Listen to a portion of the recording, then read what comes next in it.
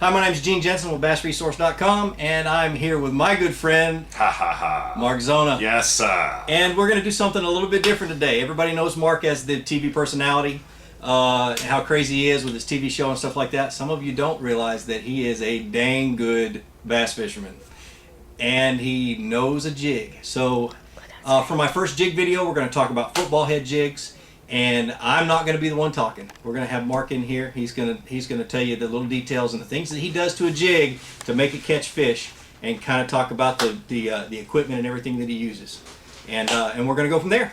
Well, you know, the interesting thing, the main thing that you want to talk about, Gene, you want to talk about football jigs. And football jigs have become very, very popular, you know, over the last basically 6 to 7 years. It seems every single year that we cover the Elite Series, I'm talking about it, Tommy Sanders is talking about it, and a lot of that comes through on the lakes we fish and the times of year we fish them. But one of the things about a jig, and I don't care if it's whether it's a jig that you pitch, a jig that you're skipping boat docks with, it's the best, in my opinion, it's the best all-around big bass bait that there is. Now, there's going to be somebody that's watching this and going, oh, Zona, dude, I catch giants on a frog, or I catch giants on a swim bait.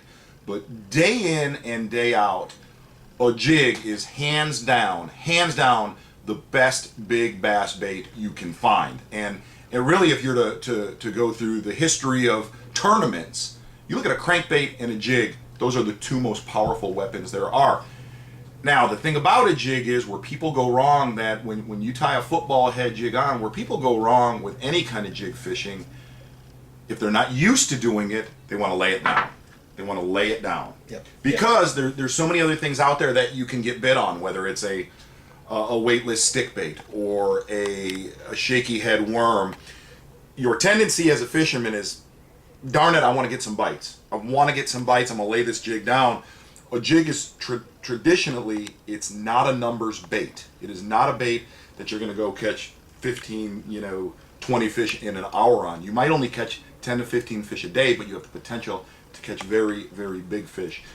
But when you look at my jig box, if you're to look at my football jig box, in fact, we just got done taping a show out here, we were at Kingfisher Society, is I have 3 weights.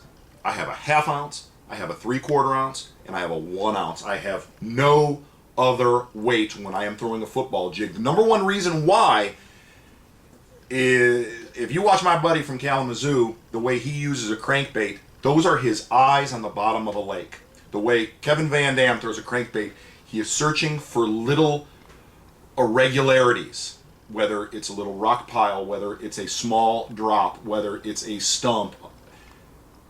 This, for me, is more comfortable to do it with. I want to feel every single thing on the bottom of the lake. I want to know when there's a 1 foot differential, and you're able to do that.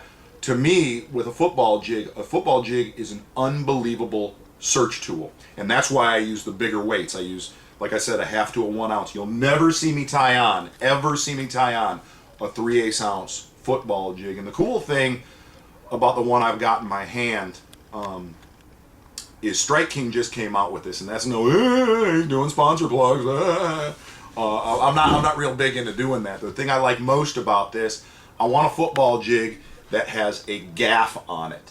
And Strike King just came out with what's called their tour grade football jig, heavy hook style. And what that is when you throw that thing out and you're down there in rock and huge trees on Falcon Lake or Kentucky Lake or off a ledge on Gunnersville, and you're dealing with the size fish that are able to eat this thing, is when you come back on them, when you lean on them, that hook is not gonna give. I mean, you can go out tuna fishing with that hook. And that kind of raises the other thing about a jig, a football jig in particular. You know, I grew up watching Denny Brower and Tommy Biffle throughout the early 80s, not to date those guys. Are you getting tired? Are you hanging in there all right? My son's behind the camera. Go ahead and turn around and show yourself. Hi. Oh, I hear you, Hammer. All right. I'm going to get a chair. Yeah. Go ahead and take that chair. A little shaky on there. It's kind of Blair Witch thing going on. All right. One of the things to always know about a football jig is I don't mess with my line a lot. I use 15, 17 pound fluorocarbon. 15 mostly, if I can get away with it, with the bottom structure and the water clarity. And if we're going to go up, I'll go to 17, sometimes 20. I really don't go down from there. How do you set the hook on a line that way? Well, I'm going to talk about how you set the hook all around with a football jig. On the Bassmaster, or on my show, on Zona's Awesome Fishing Show, everybody loves those big crack the whip hook sets. I love to do them. But the best thing to do with a football jig is to reel set them. I remember you yesterday making fun of me for my hook sets with a football jig. You will hardly lose any bass on a football jig if you reel set them. And what I mean by that is when you feel that the classic, when he's easing off with it, all you need to do is load your rod with your reel, not your arms, with your reel, and reel faster and come back. And what that's doing is that's digging that hook into that fish. And what it's not doing, a lot of people lose a lot of fish on football jigs, especially the 1 ouncers. Yeah, because it blows their mouth. It blows their mouth. What you want to do, your tendency is when you feel go kunk kunk and he's got it, your tendency is to go crack. And the first thing that's going to happen is that big weight's going to go punk and it's going to bust his mouth open and you're going to lose him. The best thing to do when predominantly you're fishing a football jig in, call it 8 foot of water down to 40 feet of water, is when one loads up on it, when one's got it and you know he's got it, follow him with that reel, and when you know he's got it, use a very high speed reel. All of my reels I use 7-to-1 Chronarchs, Shimano Chronarchs, and when he's got it, load that rod up. And the other thing I use is I use a 7'5" rod because I use a Loomis NRX 893. It's not a heavy action rod. It's actually a medium heavy, but what it does is that 7'5" action rod, it lets that rod load while I'm reeling. He can't feel it, and then you just pull into him and you got him. Now here's the problem.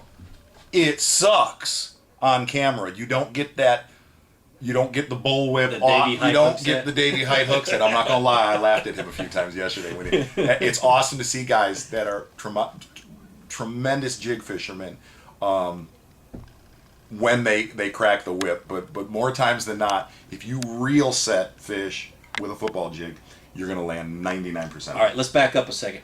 Do you do anything to the jig before you even tie it on? You know, man, Gene, that it depends on where I'm at. The one thing I always do, and you saw me do this yesterday, is I'll cup that in my hand, and all I do is take that skirt and I'll flick it here and I'll flick it here just to make that skirt flare a little bit more. If I'm on a lake that's got a lot of color, a falcon, if I'm on falcon, I don't touch it. Right. I want that weed guard to be full. I want that skirt to be full. It's going to push a lot of water. The other thing I use is just a standard rage craw. Yeah. Just a standard size rage craw, and the only thing I do is I break off. Yeah, I noticed that the head of this, there's like 50 of them in the all bottom over of the this boat right now. All over the boat. And the only thing that does, it keeps the claws closer to the jig. I don't want those claws hanging down here. Right. I want those claws hanging a little more to where that bait is a little bit more compact for that fish to get hold of that. But the other question I get a lot is people open up my jig box. It's brown, green, and brown and green. Yep. I use a little bit of blue here and there as far as my trailers go. But here's the thing: you're trying to make this thing look like a bluegill that's swimming that deep, or you're trying to make it look like a crawdad. And that's it. Rarely on a football jig will I go to a black. Occasionally, if you're in tremendously dirty water, I'll go to a black. But predominantly, that jig right there, the way that thing looks, it's got a little bit of blue. It's predominantly green pumpkin with a lot of brown in it. That covers the entire spectrum. And I truly believe, you saw me out here. I didn't want to put it down. That, to me, is the best bait on the planet. In fact, my producer always tells me, take the damn jig out of your hand, bro. Just take the jig out of your hand. Yeah, the cool thing is about this jig is the color. And I know what the factory color is, but what is Strike King call this color? Blue craw. Blue craw. The blue craw just came out. And if anybody wants to make their own skirts, this skirt color is called Magic Craw. So and this is my favorite color. It's a green No doubt. pumpkin with a blue glimmer. When it gets in that water, it really glimmers blue. It really looks nice. Anything else you do to them before you tie them on? But you know, the nice thing is the way the jigs are now, they really come ready to go. Like I said, I'll flare that skirt occasionally, if I'm in very, very sparse cover. If I'm dragging, you know, if I'm up on a little gravel shoal up in Michigan, I'm fishing for smallmouth, you cut that whole weed guard off. You don't need it. It doesn't need to be there. Right. Okay. But predominantly the way they are now, the way they come out of the package, but it's put a trailer on. Yeah, you don't even need to trim that weed guard because it's right there. I never trimmed that weed guard when I'm fishing yesterday. There's no reason to, because if you trim it anymore, then you're defeating the purpose. Right. One thing that I talked to another good, halfway decent fisherman, Mike McClellan. He's one of the best in the He's world. one of the best there is. And I'll be honest with you, I hate to say it, the majority of the BS that I just said, I taught from him. I learned from him. Yeah. I learned from him. To talk to him about how to fish these things is watch what happens when I touch the eye of this hook. See what that does? Always in the air. Always in the air. And when you wiggle it, it's just like a shaky head with a monster bait on it. Now, I'm going to tell you one other thing, and this is one thing that's not talked about a lot yet on the Elite Series. But a lot of what I was doing out here yesterday, a lot of what I do up in Michigan with the bigger ones, the 3/4, is that thing sinks like a rocket. And when that thing gets to the bottom, one of the best big fish ways that I've learned in the last 2 years is to get that thing to the bottom and just swim it. Yeah. Swim it. And when you know that thing touched the bottom, keep swimming it. Keep it up off the bottom. And the problem is the bite is so vicious. The bite is so vicious when one hits it, it'll just tunk! You want to crush him. And the thing is, you just got to keep reeling. What you're waiting for him to do, he's got it and he's coming with you. When you're swimming a big football jig, let him eat it and keep reeling and wait for him to turn. Because what's going to happen is when he turns, that hook's going to go conk. But if you hit him, generally, if he's swimming at you, and that's what they do when you're swimming it, you're just going to, and you're going to lose him. But swimming a football jig all around, that's my favorite way to fish it. Kidding. That's awesome. That is awesome. Phenomenal. Huh. Right on. Well, we had a great day today. I sat there yesterday and watched Zona. I was running the camera boat during his show. I watched him stroke the snot out of 5-pound bass. I mean, I caught him. I hear you. In the morning, he wanted to throw these swim baits and all this other stuff, and he kept seeing him look down at that jig and look down at the jig, and then finally I just said, "Pick up that dang jig."